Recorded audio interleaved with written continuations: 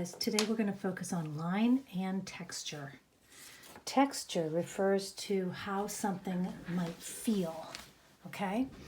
And in art, we often draw things that look like they have texture, all right? So if we're drawing something that looks, for example, prickly, like some thorns, then it's a drawing of texture. It's not real texture. It's called the illusion of texture. So that's what we're going to do today. And I know that this is similar to a prompt that you've seen before, okay? The prompt that you have seen before asked you to find something in nature and then draw a close-up of that thing in your frame. Now, we're going to do a very similar thing, okay? Because although there were many beautiful drawings that got turned in for that prompt, many of those drawings were not of something from nature, and they also were not a close-up, okay? So today we are going to make sure that we find something from nature, that we do a close-up drawing of that we fill our frame at least 75%, and the additional requirement is that we will imply texture with our drawing, okay? So here we go. The first thing we're going to do is draw a frame with our Sharpie. I'm going to draw 4 dots to make it easy on myself, and I'm just going to connect them.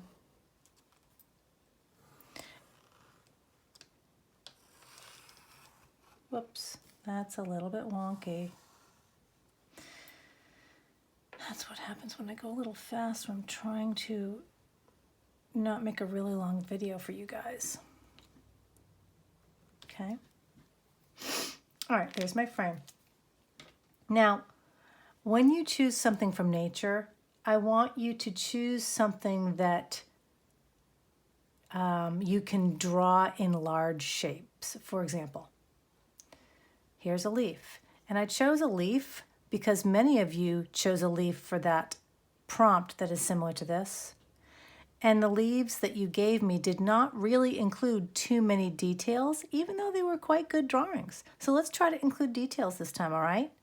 The texture that I'm looking at is this spiky texture. And spiky is a word that kind of describes the way something might feel. And remember, the word texture refers to how something might feel, okay? Another thing from nature that I might choose is a lime or an orange, okay? The texture that I would expect to see in a drawing of something like this is the juice pods, little teeny weeny juice pods. If I was to use a magnifying glass and look at these guys, I would see that inside these triangular shapes is another shape that looked like if this was the triangle, the texture is created by little tiny pods of lime juice. Okay? Not little lines to indicate that kind of texture. That's something that we may have done in years past in art, but you guys are better than that now, okay? I want you to give me drawings that show me actual details of what you're looking at.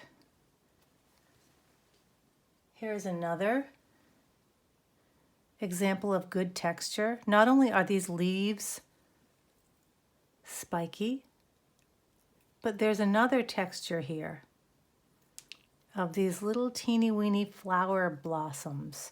Okay, so in this case, for example, it's not a branch that looks like this with the little blossoms.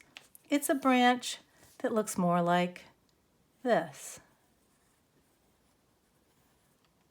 Careful, intentional, purposeful lines. Now, does this drawing look exactly like this? No. I could make it look more like this by adding more of these shapes in the front. See what I'm doing? And creating the illusion of space like one of our other sphere projects. I guess what I'm showing you in these examples is that I'm expecting very careful drawings, okay? This is more worthy of your skills that I've seen than something that is quick like this. Today I'm expecting you to spend at least 20 minutes on your drawing, okay? And I only want to see outlines of your drawing today. Yes, we will be adding value later as well as other things, okay? But not today. I want you to take your time. So if I'm going to fill my frame 75%, that means if I were to do something like this, my drawing might look like it's this big. I want your object, whatever you've chosen, to touch at least 3 sides of your frame, okay? So my first thing is I'm going to be a very light map with no details of texture at all because I need to make sure it's going to be big enough. There it is. There's my center vein, and I'm not going to include the stem, okay? The first thing I'm going to do now is I'm going to include a line, an expressive line. See how they're all going in different directions? They don't just all go like zigzag. An expressive line that describes or tells the viewer about what the edge of this leaf really looks like. Tell me the truth in your drawing, okay? Now, this is actually curving, isn't it? And this is small, teeny weeny little spikes here. Okay, I'm not going to draw this whole leaf. And notice, by the way, that the drawing today must be done in pencil, but the frame must be done in Sharpie. My center vein is not perfectly straight, okay? It goes all the way to the tip, and it sort of, I'm noticing that there are a few areas where other veins come off it, that it sort of is a little bit quirky and angly. And at the bottom, it's weirdly flat, where the stem would kind of go off the page. It might, the bottom of the leaf is doing like that.